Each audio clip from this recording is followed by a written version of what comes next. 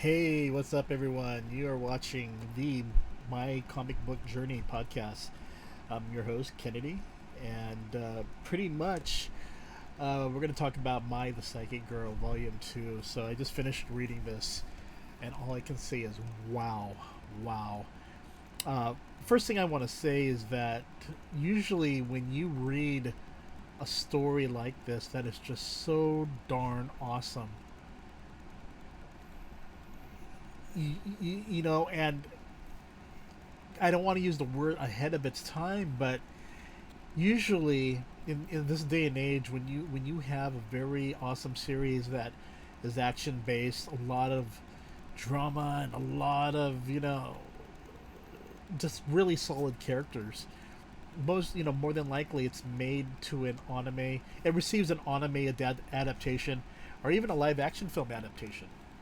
But one of the problems with My the Psychic Girl is that it was released back in 1985 to 1986, and in the West, people got to learn more about it in 1989, which are the mangas that I'm reading that I pretty much purchased on eBay just to get. I just saw someone selling it, and I'm like, damn, I had to pull the trigger.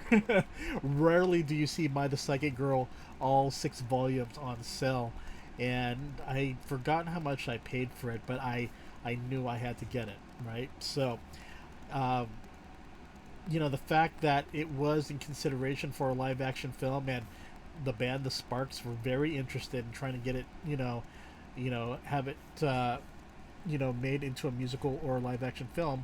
Hopefully, Tim Burton does consider it, because this is one of the best stories, manga stories, that is not very long, that can definitely be made to a one live action film, and people would be content with it, or or animated film.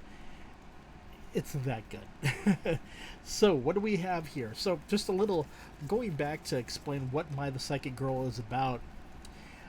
In this day and age, the world is pretty much nearly ran by a behind the scenes secret society known as the Wisdom Alliance.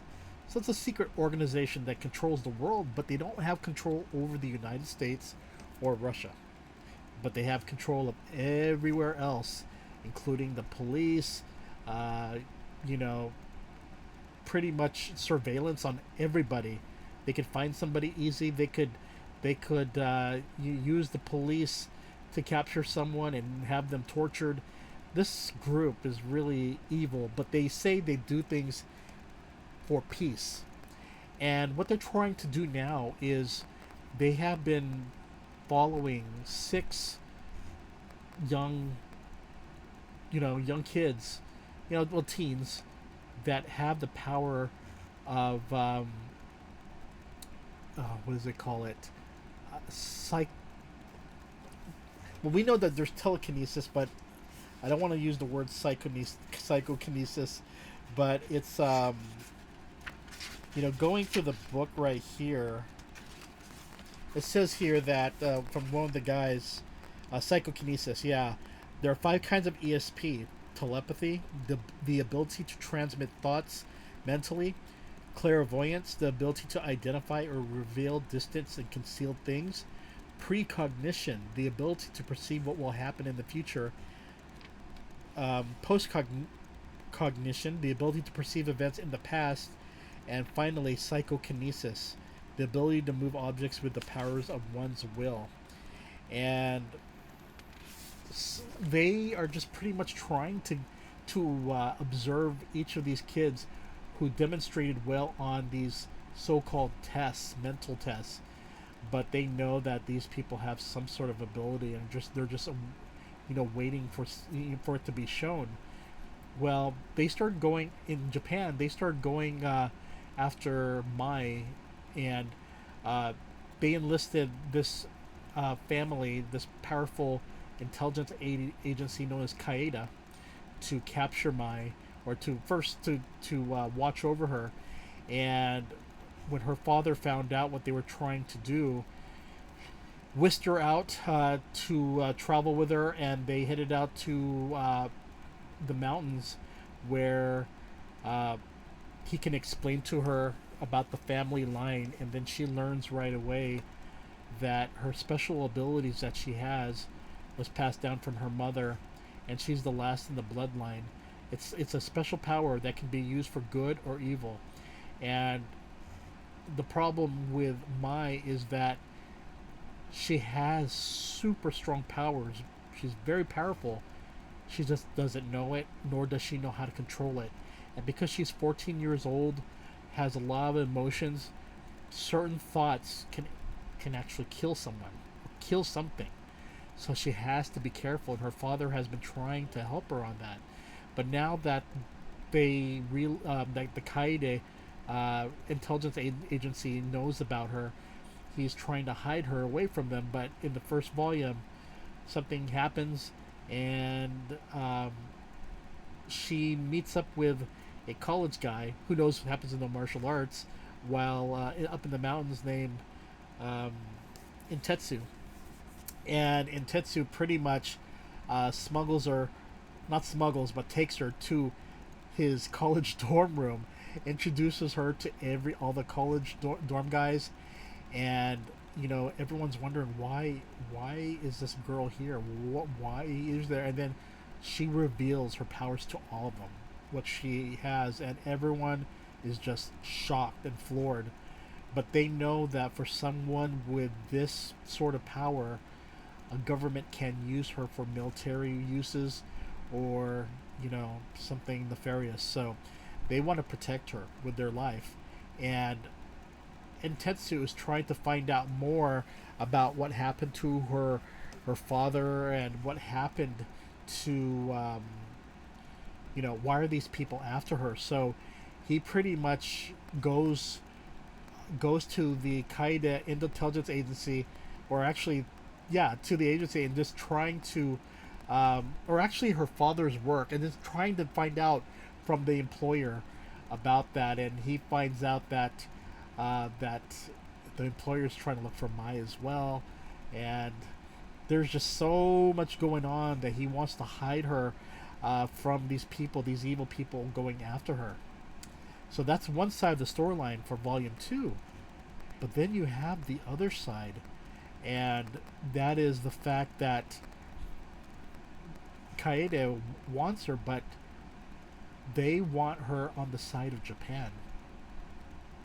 And because they know that with her power, it could be beneficial for Japan. But for the Wisdom Alliance, who selected the KNDY intelligence agency to capture Mai, they're not going to take no for an answer. They want her returned. And so that's where things are going to be interesting. And so what they decided to do is to find, or to use, one of their psychic girls, another one from that is powerful with psychokinesis. And she's from Switzerland.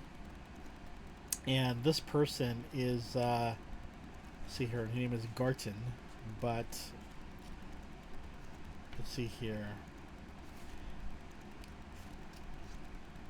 We'll just call her, yeah, we'll just call her Garten. But she looks like an angel. Term Garten, that's her. She's 13 years old, a little younger, but she is devilish. She does not want anyone to be better than her, and if anyone is better than her, she'll kill them. And so what they do is they reveal to Term Garten that, okay, her power level is this, but her power level is this. And for Garten, oh gosh, this girl is so pissed off that now she will not take number 2 as a second powerful. She wants to be number 1, and to do that, she now wants to kill Mai, the psychic girl. I'm like, wow, that is so intense. That's so crazy. And so there is so much more to the story, and all I can say is that I hope those of you who are watching or listening to this takes the time to look and find Mai, the psychic girl. So it was released by Eclipse Comics back in the I think the late '80s or so, but with these manga releases, it was a joint effort from Eclipse and Viz to release them back in 1989. They have been released since by Media Factory in 3 bunkobans, so they're like these larger graphic novels which contain both 2 volumes each. Those were released from 2002 to 2003. So, and then there were wideband versions released in 2006 that contain all the first 3 volumes in one, and then the next 3 volumes in the second one. So you can probably still find those. This one right here, the one I'm reading, is just a 6 volume standalone. They may be a lot harder to find since they were released back in 1989. Again, I got lucky looking for them because I have been wanting my The Psychic Girl, and I happened to see a lot for it. And you might still find it, so definitely keep checking on eBay or Amazon for it. But I will say this was more than I expected. This is way better. And Ikegami Ryoichi, I'm familiar with some of his manga already. Kudo Kazuya, not so much. But the thing is that now I'm interested in reading what other manga he's written, because if he's writing something this elaborate, this cool, oh my gosh, I want to read more of it. And Ikegami Ryoichi, he's a wonderful artist. I mean, with Crying Freeman and Sanctuary, those 2 are classics. Again, those were original manga released back in the old days of with the '90s in America. So if you can still find them, that's cool. Interesting note is that when back in college, I helped a lot of clubs, get because I've always had connections with the Japanese entertainment industry, Japan and the U.S., and I was able to use that to bring to college some things like giveaways and stuff like that. And one time they gave me some Ikegami Ryoichi manga to give out, for free. And the problem is that, for those of you who are familiar with Ikegami's manga, it tend to have nudity and violence. And I'm like, when the school college got them, they started putting them out, and I was looking at it, I'm like, oh crap, this has nudity. I don't think you should be giving this out to the public audience. It was for a movie. It was like a film night, and it went out. And I'm like, oh no!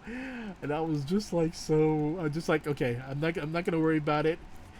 These clubs should have looked at it beforehand, but when I saw it, I was like, because I was kind of curious what manga they were going to be putting out. I was thinking maybe something like not Pokemon or something like Ranma or something that's family oriented. But when I saw Ikegami's Crying Freeman and storylines there, I'm like, oh no, I can't believe this.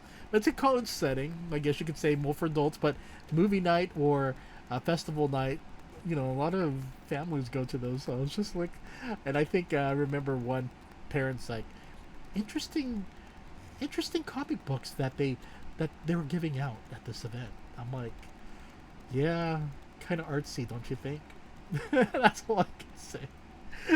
Oh my gosh. Anyway, but yeah, The Psychic Girl, Volume 2. Check it out. Awesome. Pure awesomeness. That's all I can say.